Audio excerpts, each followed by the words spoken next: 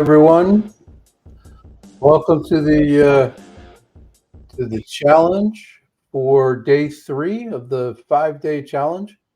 Um, we have a large group in LinkedIn and small group I'm trying to get pulled in here for in the Facebook group. So let's just bear with me just a moment here. And I think they're going to be in. They're in. So thanks for showing up 3 days in a row. This is going to be another impactful day. Here's what we're gonna hit today. We're actually going to start to engage with our candidates. We're going to start to talk about what that looks like, what that sounds like, how our mindset shift. We've been talking a lot about over the last couple of days. What that's really going to mean and how that comes about. And how we're presenting it. So I'm looking forward to actually getting our hands dirty in here and showing you what it sounds like and what it looks like. Um, in terms of a couple of housekeeping items, I've got a scroll going along the bottom. It's a LinkedIn group. So for you folks that are on the LinkedIn live stream, you can join this group. It's the easiest way to go get the replays. The replays will be up for probably a week or so. If you're in VIP, you get those for the year, but they'll be up there for long enough for you to go back and take a listen, maybe share with your colleagues. So there's a LinkedIn group and a Facebook group, and the Facebook group is hiring sales superstars under the Helix page.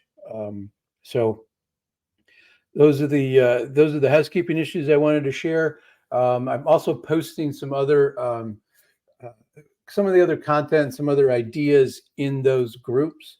So if you get in there, take a look around, you'll see some other data, some opportunities to go learn a little bit more about some of the details that we didn't dive into with this within the challenge.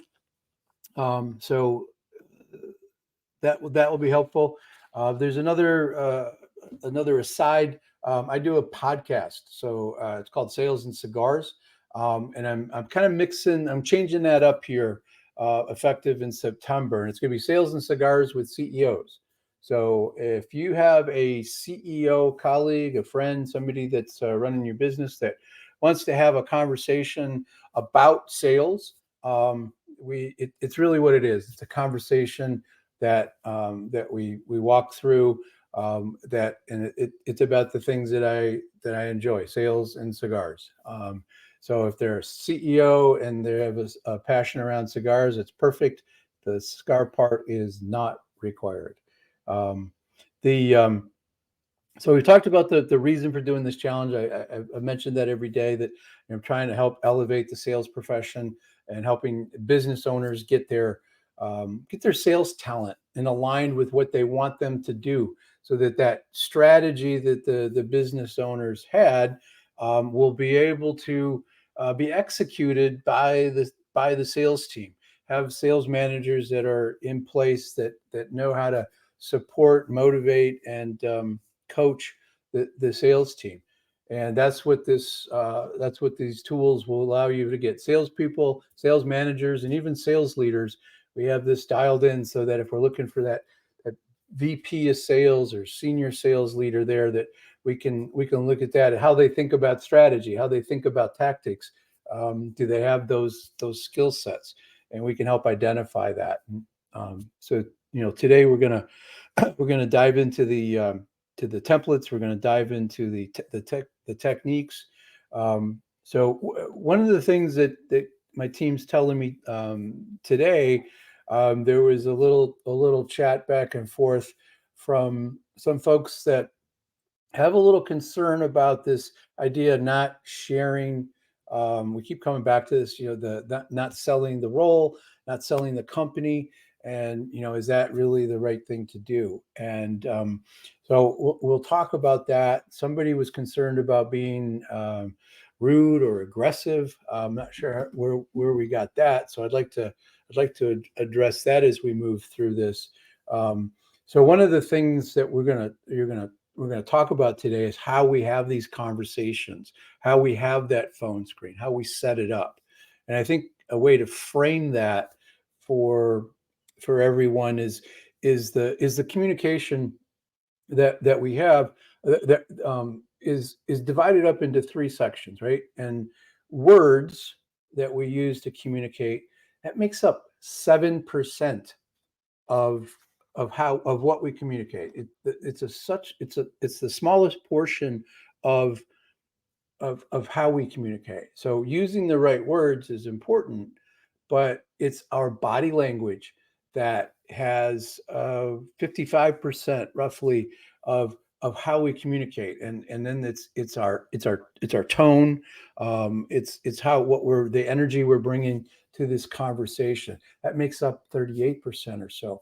So what I'm really saying here, it's not what we say, it's not the words, it's how we deliver those.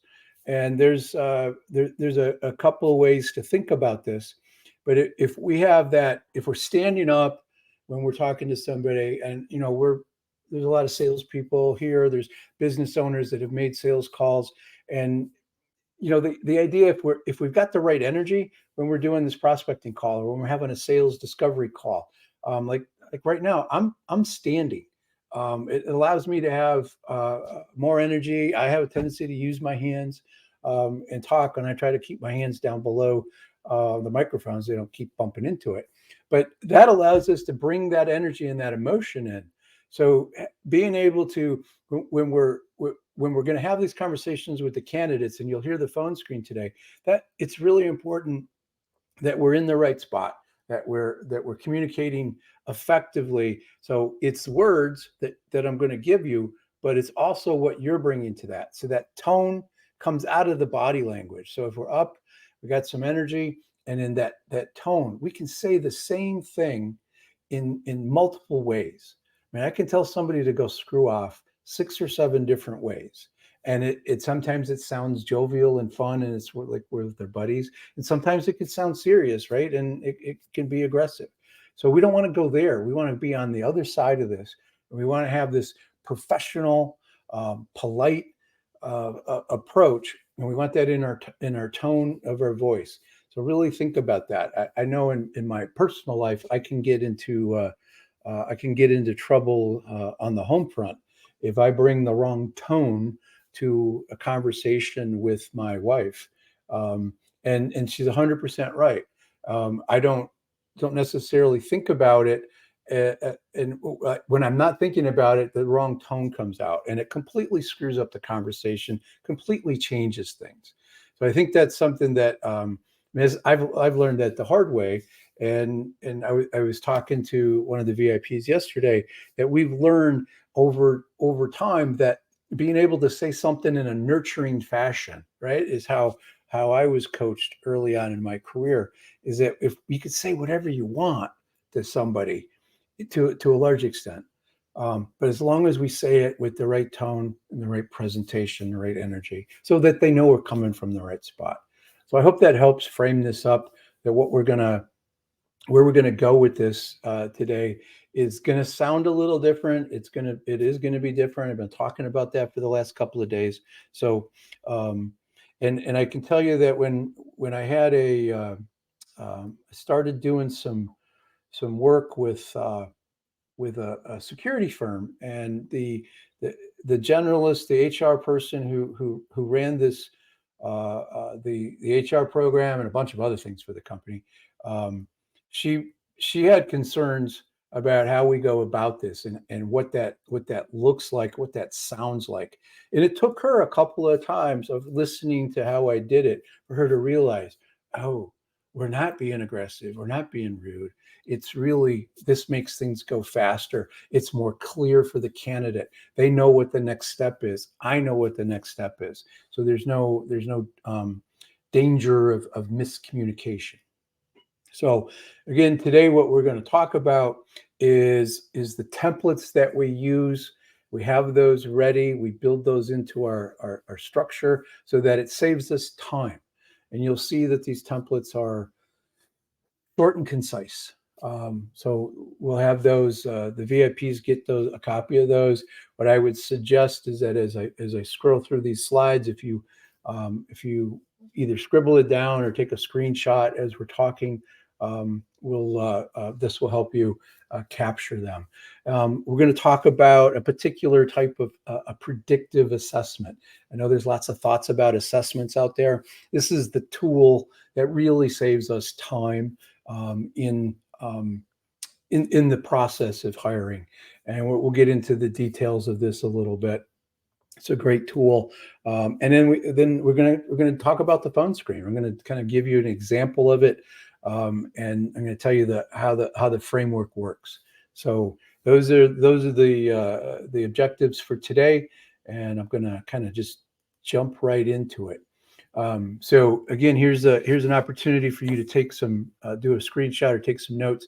But the templates that we use are used for emails, and when we engage with this prospect. So let's just assume that we've written the job posting the way we've talked about it. And we have used that framework, and we start to get some resumes coming in, and we start to get some folks maybe from LinkedIn or from Indeed. And right now, Indeed is sort of the leader for that sales role that is sort of under that $350,000 role, right? You know, we fit into that. Most of our sales positions are in that $250,000, and there's a lot of success happening on Indeed, and it fluctuates a little bit between LinkedIn and Indeed, but what we found is that LinkedIn is a great way to go out and tell your network. It's a great way to share that you're hiring and let people know. But to advertise on LinkedIn, we found that it's a little bit more expensive. Indeed gives you some flexibility with some things that you can do to get some screening questions and to make sure that they follow your instructions properly. Excuse me. So even if you're using an applicant tracking system, or I'll refer to as an ATS, this process, the platform that I'm going to show you, integrates with quite a few ATS programs, and then we have some Chrome extensions, allows things to go back and forth, but it integrates well. So if you're using one of those, don't worry. And these templates work really great just to go right in there and shoot out. If you're not using an ATS, Outlook and Gmail, we just save these templates and pop them in and out as we go. So again, there's 9 of these, and you can see that they're in sort of buckets where we're opening things up. So if we've gone out to LinkedIn, if we've gone out to our network, if we've gone out and looked at Indeed and searching for somebody with specific criteria that we deem important. So there's a template just for that to be able to use, and that's one we'll go through here. There's a couple of just like, hey, thanks for reaching out, let's talk. Those are just sort of the next steps, and then these series of congratulatory emails that just say, hey, we're taking it to the next level, and those are great for a candidate to get into their in their inbox, and they see that they've made it to the next step. So this template is for the one that where you've decided that you think they might be a good fit, and you're sort of inviting them into the process. You want them to follow your direction, but you've deemed them a fit, and we want to send this out. So this is a real simple text that allows them to go look at a job posting and dive into the process that we want them to follow. So if you've gone out, looked on Indeed, if you've gone to your network, if you've asked your employees to get involved, which is a great way to get people that will understand the culture, they'll have a little leg up on what's really going on in the organization, because somebody within the company, within the culture, thinks that they might be a fit. So I'll kind of just pause here. Like, one of the ways to do that is you give the employee, you ask them for your help, and you tell them you have a process, and you tell them about your steps that you want them to the candidates to follow. And all you're asking your employees to do is to keep their ear to the ground, to pay attention to their friends and family and colleagues and their network of the people that they interact with within your company, your vendors and suppliers. And you tell them, if hey, we're hiring people. Do you know somebody? Just a simple statement like that, right? If they're at a barbecue or at a dinner party, or they're just at an event, they ask that. If you give them what I call a spiff, something small but appreciative, like a gift card to go out to dinner, like an American Express card that's worth 30, 40, $50, that probably $50 these days for somebody to go out to dinner with their spouse. um, and you just give that to them for introducing somebody to the process, right? That encourages them. And we want to give them the criteria we're looking for. We want to make sure that's good, that they understand. And we want them to understand that this person isn't automatically going to come into the company, that they got to run through the process. And then at the end, what we like to make sure that the employee understands is that if this person is hired and sticks around for a period of time, 30 days, 90 days, whatever that is, that they get a little bigger stipend.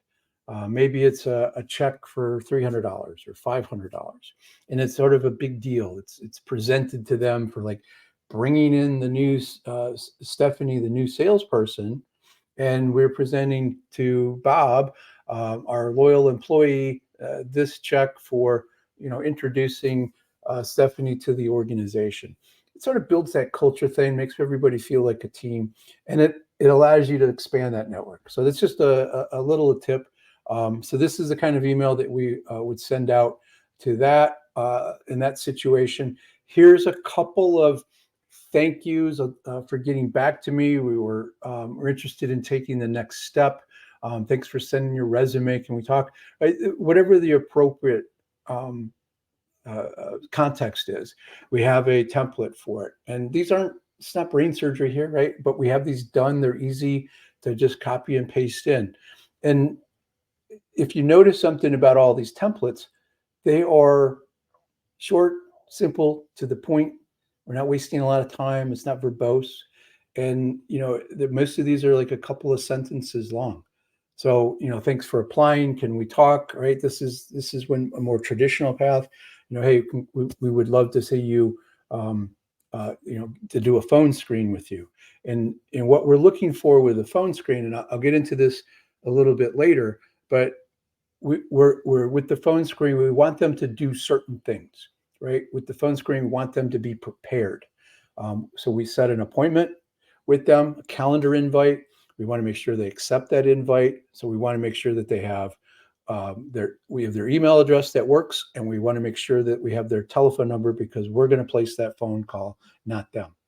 And then we're going to tell them that we want them to have in that calendar invite, we're going to tell them we want them to have the job posting in front of them, because we're going to ask them questions about it. So this is a important step that is part of this template. So if you're not copying down the language, something you want to make note of.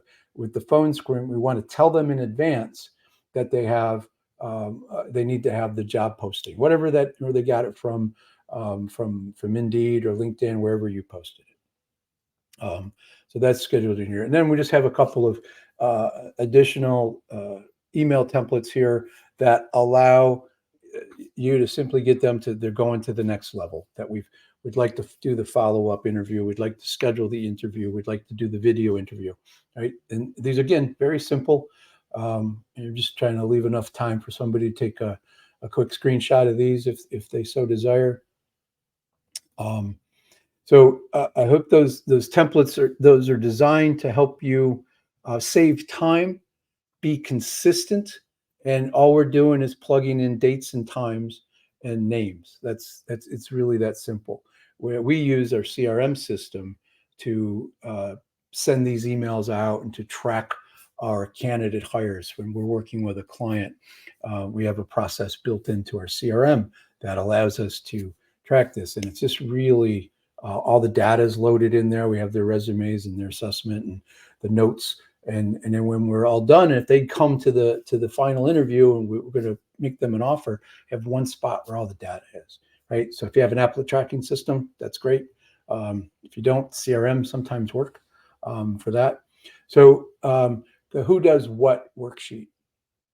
Let me stop sharing this screen, and I'm going to go to sharing another screen that will allow you to see this whole document over here. Here we go. So this is, we find it helpful for clients that are just going about changing this approach. They're moving into the STAR process.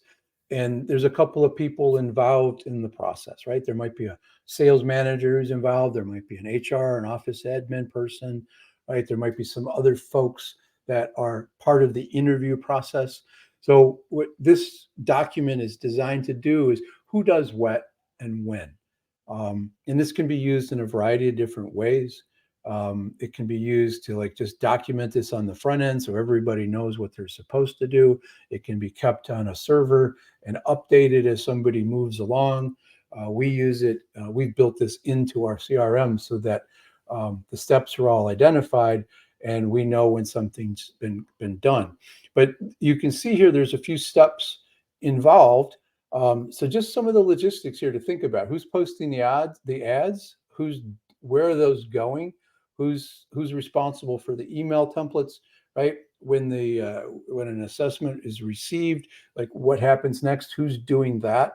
So there's some things to contemplate here, and this process that we've planned it out. We've identified all the spots where clients need a little support. This document will help you understand all of the steps that you would want to consider. And you might not do all of these, but they're all there's more here than you may need, but it's thorough, it's robust. So, and it goes past the hiring process. It goes into the onboarding piece.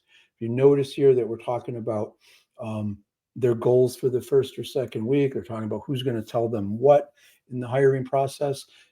So again, I will post this in the Facebook groups. You can take the screenshots of it if you like, but I think this is an important piece to make sure that we know what's going to happen and what the next steps are. So let's go back to the screen, the slides. So if there's any questions about any of this, feel free to put a note in the chat. But we're gonna keep moving forward here. And what I want to talk about now is sort of I call it the magic of the STAR process. And it's a tool. It's called a predictive assessment. So let's talk a little bit about assessments.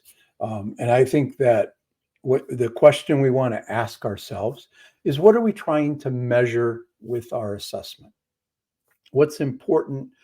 What is this assessment going to do for us? What information is it going to give us?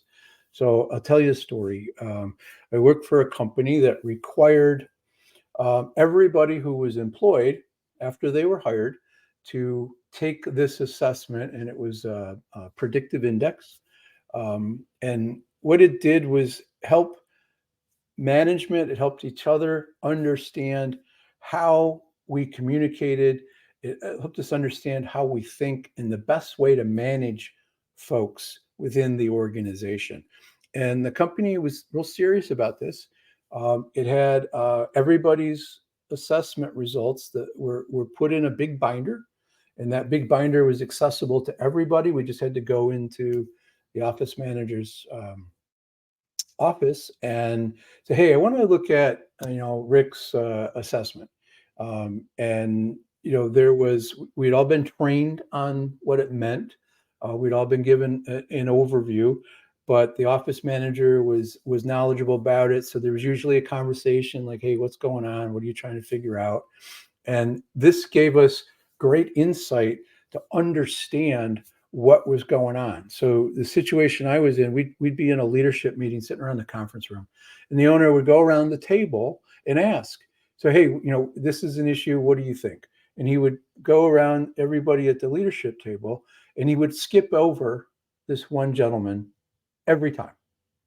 And it was just went around him and went to the next person. And this happened a couple of months in a row.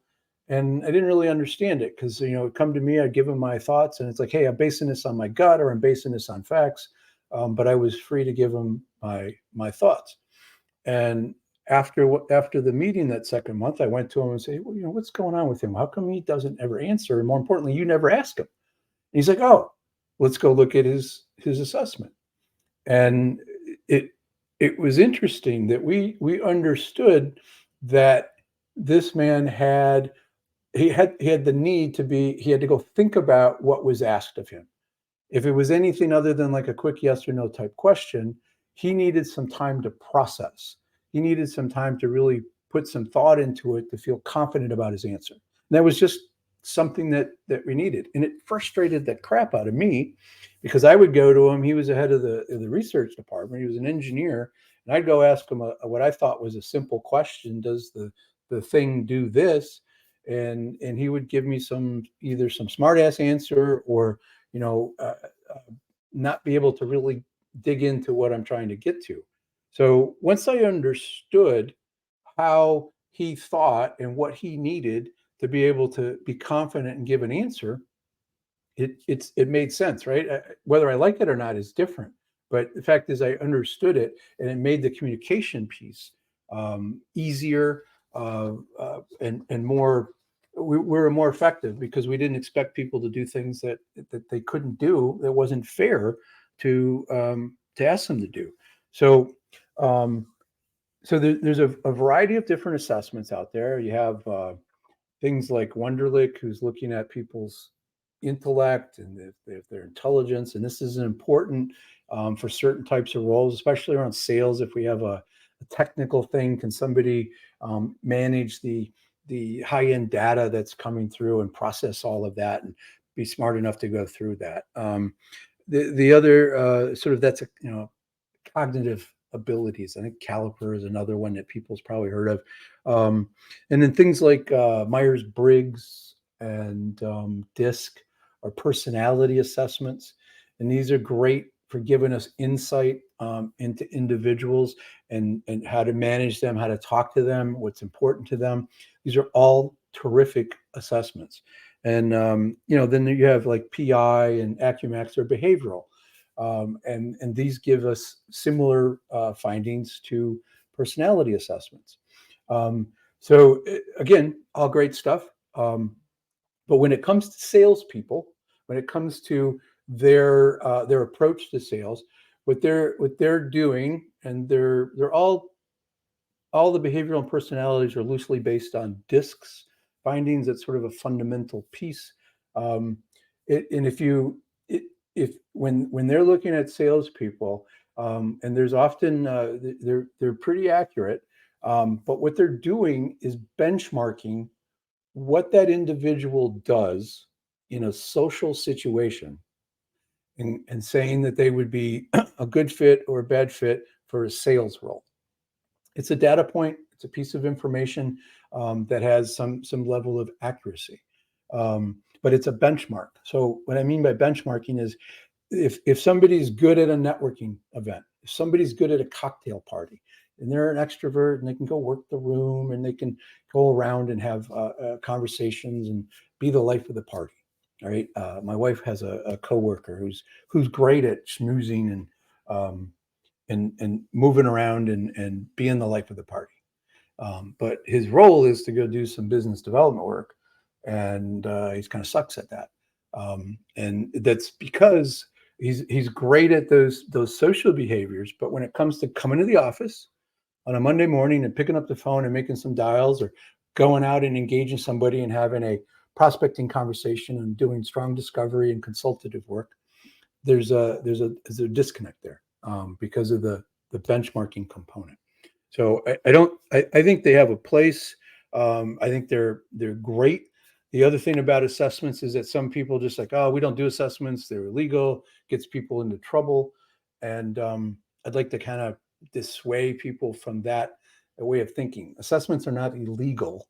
Some companies don't want to deal with them because they don't address them um, properly. So from an EEOC perspective, from a DEI perspective, we want everybody to be treated the same. So if we say to somebody, and this is why STAR is a EEOC compliant, and our language has been tested when we go through and our questions have been analyzed by DEI experts, and we had to change one question. We had to change the language of the question so that it came out a little bit softer. But otherwise, we were right on par. But the idea is that we treat everybody the same in the hiring process. So people that are using STAR have a documented process, and we tell them that everybody's treated the same because they all take the assessment at this point. Everybody that goes through this process has this assessment, and it's the results are available, and we follow the results. So we'll get into the results in a second, but the objective here is that this assessment is predictive of sales success.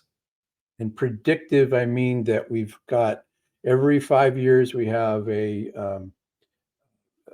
psychologists come through and evaluate and do all the data and the amount of work that goes into this, it's mind-boggling. But every 5 years we come back and they validate our findings.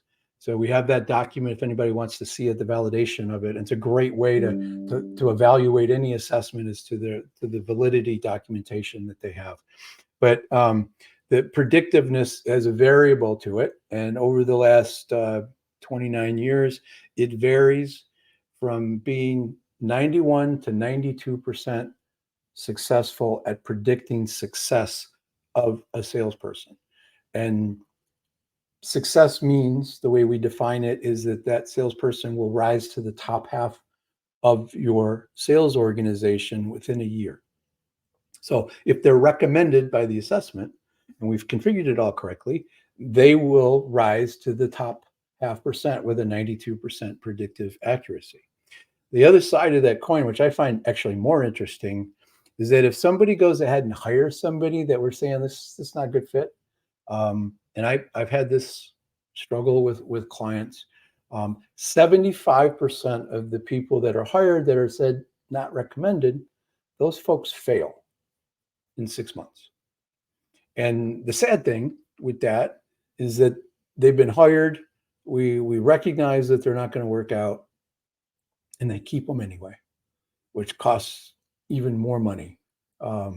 So by using this tool, it gives us this ability to navigate in a predictive fashion. Nothing's perfect, but this is a pretty accurate, pretty strong 92, 91% is a strong. I'm going to flip to so we can look at this document a little bit more carefully. Here we go. So we can look at this information. So the assessment report comes back, and we have some criteria up at the top, and then we have some findings below. And some of you may be familiar with this. Helix is a certified partner with Objective Management Group, so that's how OMG goes to market. So there's some criteria here. There's 29 pages of this report. I'm showing you the simple version of this. There's a lot of detail behind it. The VIPs get a full copy of this, but this will give you a little snapshot of what we're looking at. And we're able to provide a score out of 100. So this person is recommended. with a score of 98. They're recommended here clearly. It says that they have ideal ramp up skills. Um, so there's two criteria here that they can meet OMG's criteria, where we have these 21 core competencies, and they've scored well enough to meet that criteria. And we have some minimums that they must hit to be able to do that. And then this is the interesting part. We can dial this in for your role. So if you got a hunter role that they must hunt, and they must hunt for big dollars, and they must hunt in the C-suite, right? We can dial this all in, and we can dial it into the type of pricing that you have, and the complexity of the role, the complexity of the sale, the amount of resistance that they're going to reach, and how you want them to think about this, right? So there's a whole section on creating a role specification that's designed for this, that helps us provide a criteria for you. So they might meet OMG's criteria. They're a good salesperson, but we've raised the bar as a client because we're looking for something a little bit more special. We want a little bit more, so we can define whether they hit that target or not. So in a broad sense here, we divide up our findings into three categories. The will to sell. Think about it as the grit. And the most important category here is commitment and desire. Those are the top two. So what does that commitment mean? Are they committed to doing whatever it takes within the bounds of being ethical to close business? Do they have the desire to be in sales? Is that, we can measure that by the number of the types of questions that we ask. We're looking at their outlook as to how they're seeing the world right now. Sometimes this comes back where somebody's looking for a job or unhappy in a job, and their outlook might be weak, right? But we can identify that and start to deal with that and ask questions around that in the interview process. Responsibility.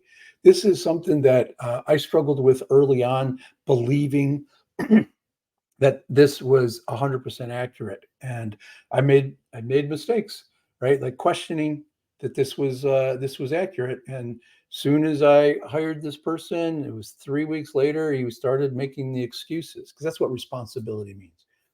They make excuses rather than saying, I screwed up discovery, I didn't ask enough questions, I didn't really get their budget straight, right? So those lead to excuses. Motivation, we look at whether they're motivated, but how they're motivated, intrinsically, extrinsically, or intrinsically, or altruistically, right? And it's altruistically is folks that you don't want on your sales team. You might want them on your customer service team, because they're going to be a big advocate for your customers to the detriment of your pricing. So that's the will to sell. Really hard to change. If somebody doesn't have this, you're going to be, I look at it as it's next to impossible to change that in an individual. Sales DNA. Think about this as what's going on in their mind, what's going on in their head. Some people call it head trash. How do we get in our own way? These 6 findings are that. So the doesn't need approval. Like this is their need to be liked, right? So if they have a 75, they need to be liked a little bit, is what that means, right? Because the question's framed in the negative. So they need to be liked a little bit, and it gets in a way. It's not a strength. It's a little bit of a weakness. Can they stay in the moment, right? What that means is their ability to stay with the questions, to deal with whatever the prospect's giving them without getting emotional. There's another one here called the supportive buy cycle, which is interesting, that how you buy something is directly correlated to what you will accept as a salesperson. So if you go out to buy something like a laundry machines or a car, not a house, but something, something that is substantial, that you're going to use in your house, that there's lots of competition out there. How you go about buying that will dictate what you're willing to accept from somebody when they're going about buying something. So what that translates to is, I bought a car a couple years ago, and I made a phone call after I rode in a car that I thought was really cool, and I was in the market. So I called up the guy I know that sells cars, and I said, hey, I'm looking for this. I want this package, and I kind of like these couple colors. He's like, give me a couple of days. And he calls me and said, hey, your car's in the parking lot. wasn't the first car I bought from him.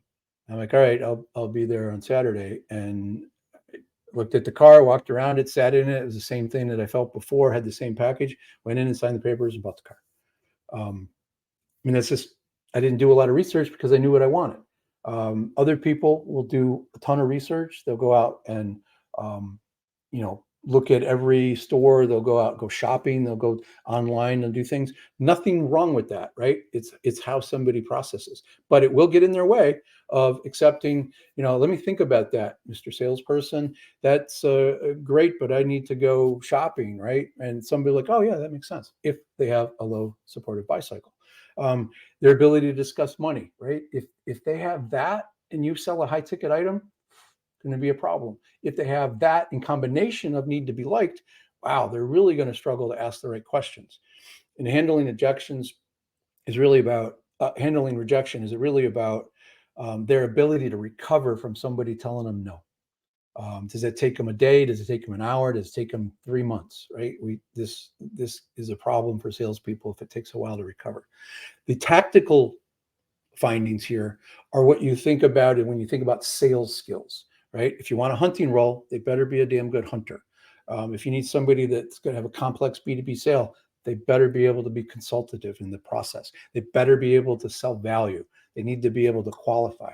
Now, this is weird. Everybody asks me this question like, wow, his closing skills is awful, and he still is highly recommended.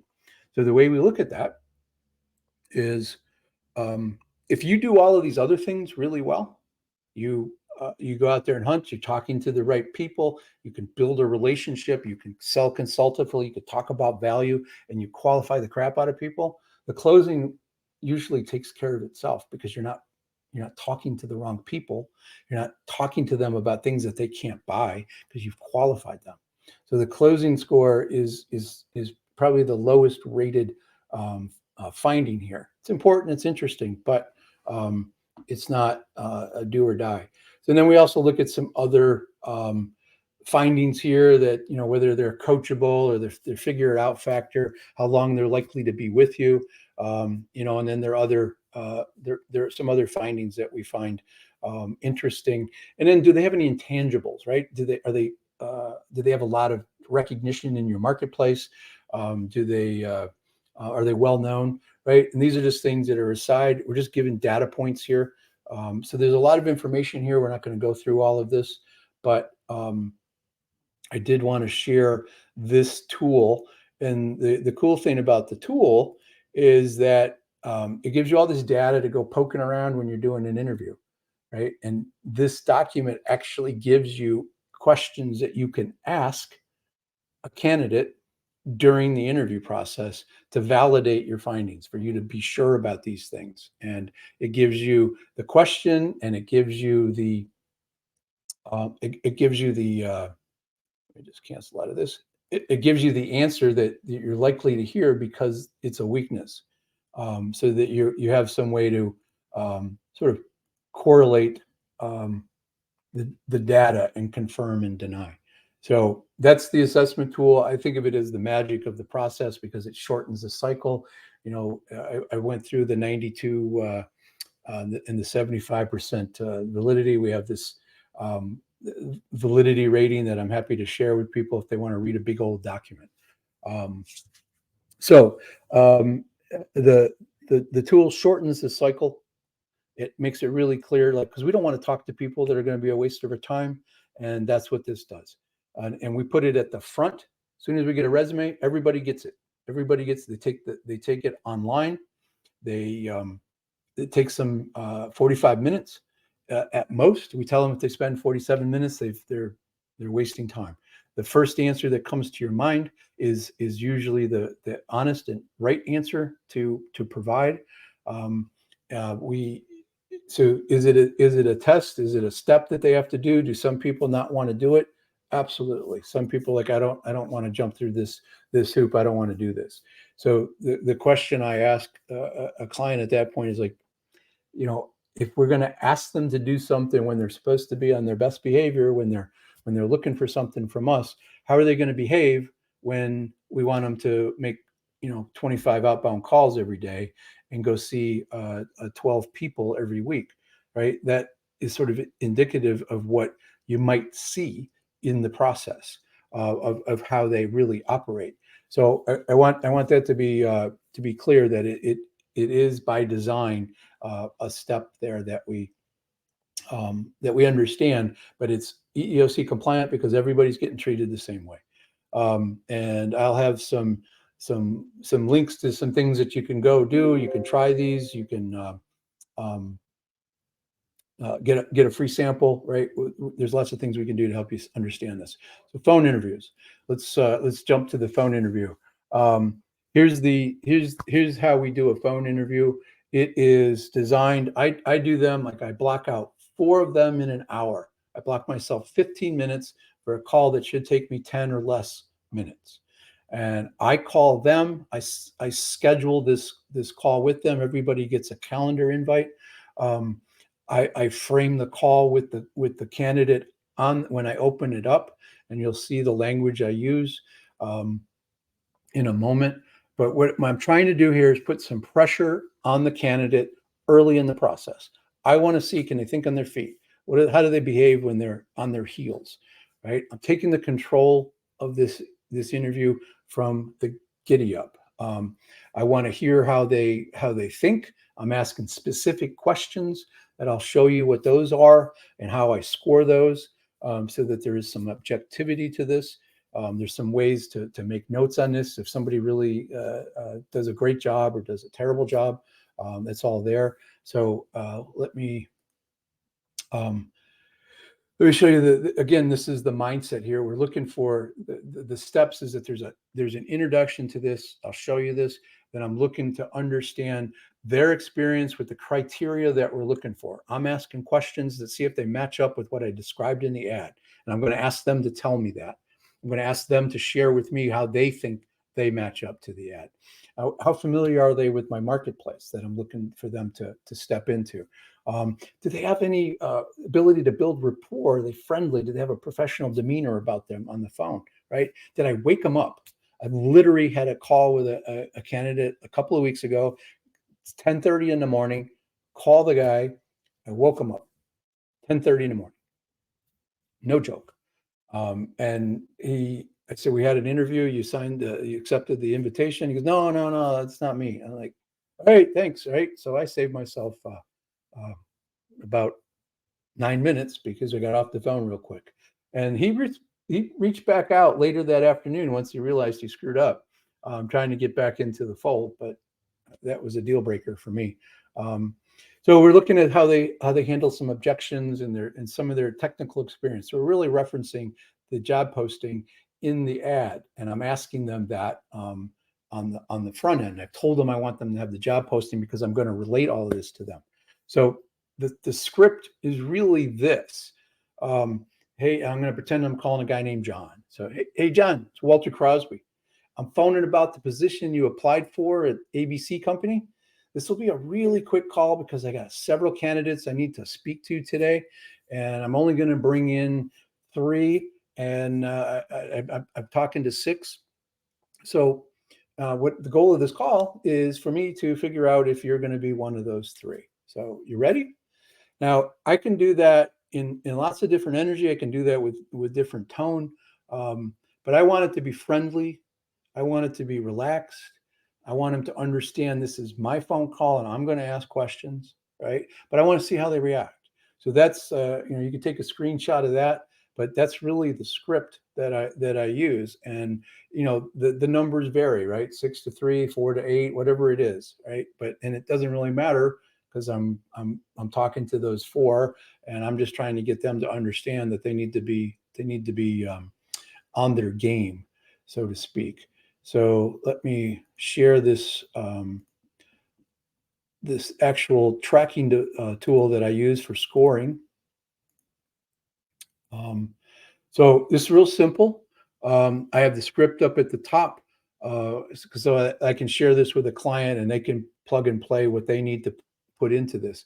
I have the job posting highlighted because that's where I actually insert the job posting, because during the course of a day, if I'm calling for clients, I might be calling this hour for this company, and then this hour I might be calling for a different company. So I need that quick little review for myself.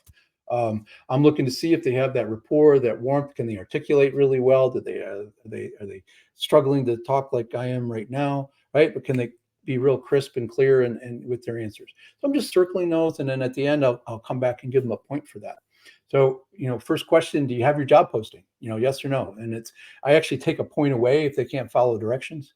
And if you go through here, and you can see that these questions all have to do with the ad and what I've asked for.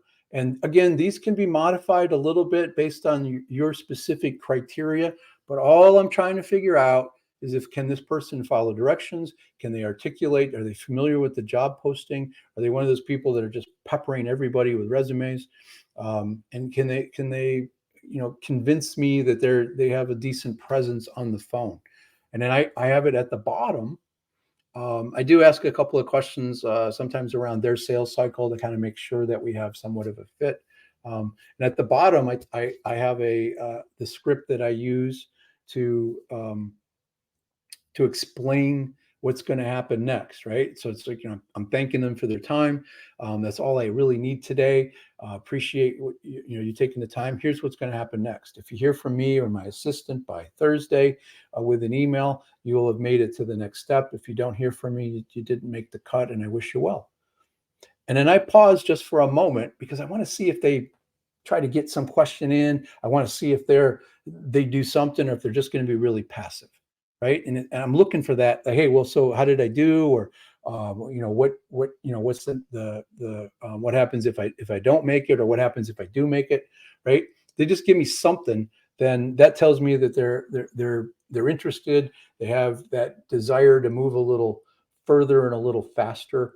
And then I'm done. I can get 4 of those done in an hour. I think that's it's efficient. The other thing that I do with those is I will tell the candidate at the front end. So if you give me the answer that I'm looking for, I might interrupt you. That helps me stop the rambling and helps me keep control of the call. So if you get the answer that I think I'm looking for, I might interrupt you so we can move on, so we can be respectful of each other's time. You okay with that? Right. And I get them to accept that, I'm not trying to be pushy and rude, but, we got a job to do here. We want to get through this. So I think that's the essence of the phone screen. And, this process is designed to save time. It's designed to talk to the people that are likely to be successful with your organization.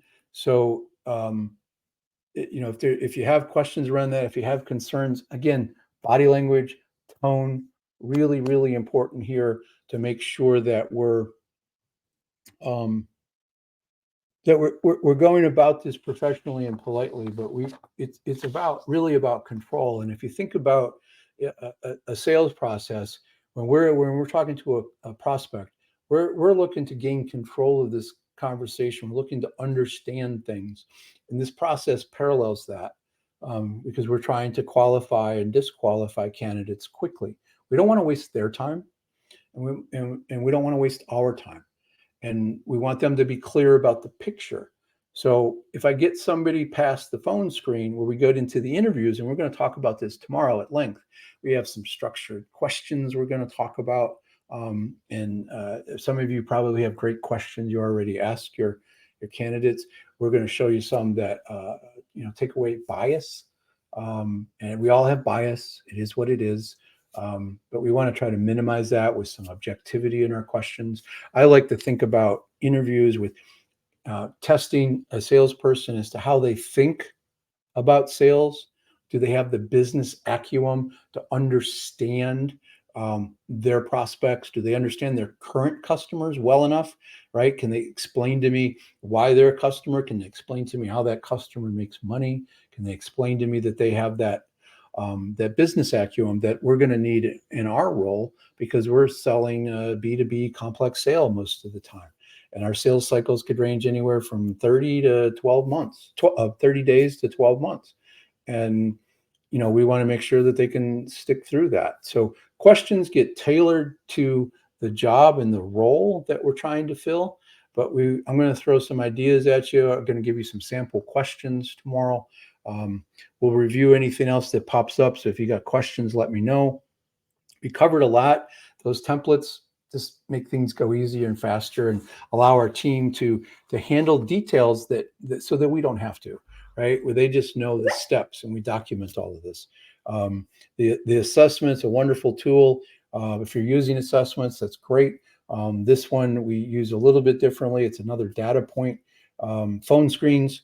I just find them as a great way, and that's all we're doing, screening people before we spend some time with them. The interviews that I like to do are 60 to 90 minutes long on the front end. I break them up into some pieces. We'll get into that tomorrow. But, this is all designed to get it right, to not waste time, and to be as predictive as possible. So appreciate everybody's attention. Going to let class out a couple of minutes early. Thank you.